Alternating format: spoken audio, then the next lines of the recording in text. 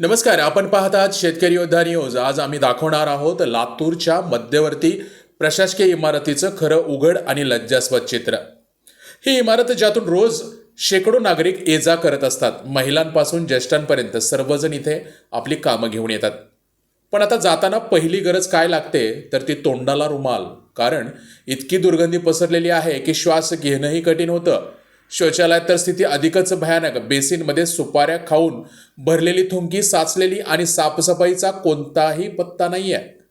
नागरिकांनी हात धुवावेत म्हणून ठेवलेल्या जागेकडे पाहिलं तर मन वळत नाही. पण सर्वात जास्त धक्का देणारं दृश्य बाहेर दिसतं.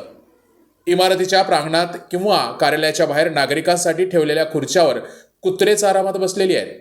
नागरिक उभे आणि कुत्रे बसलेले हे दृश्य प्रशासनाच्या उदासीनतेचं जिवंत साक्ष देतं.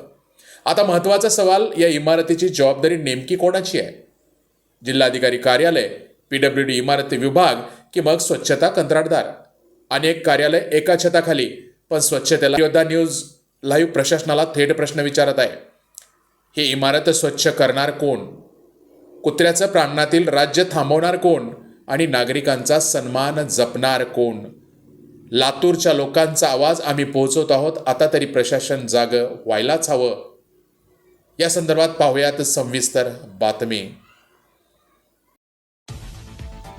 लातूरच्या मध्यवर्ती प्रशासकीय इमारतीचं हे वास्तव, जिथे रोज शेकडो नागरिक, महिला पुरुष कामासाठी येतात. पण आत पाऊल टाकल्या टाकल्या जो अनुभव येतो तो प्रशासनाच्या निष्काळजीपणाला जोरदार चपराक देणार आहे.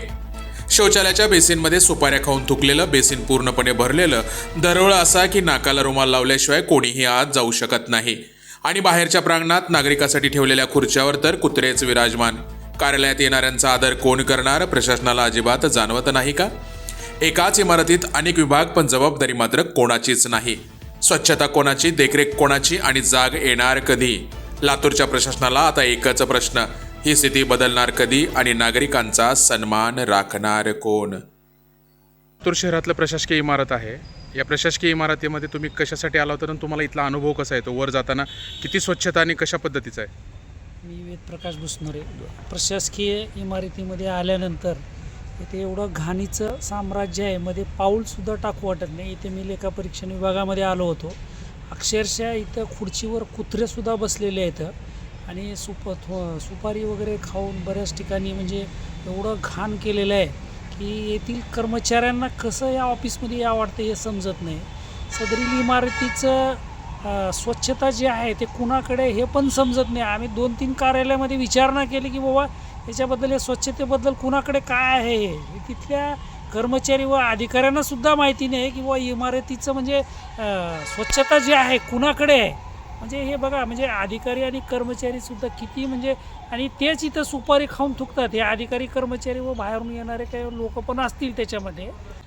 खूप घाण वास उठलेला आहे. इथं आरोग्यास खूप धोका आहे. पहिले ही इमारत नागरिकांना येत असताना कसं यावं? नागरिकांना येताना तोंडाला म्हणजे रुमाल बांधून यायला पाहिजे. आरोग्यास खूप म्हणजे धोका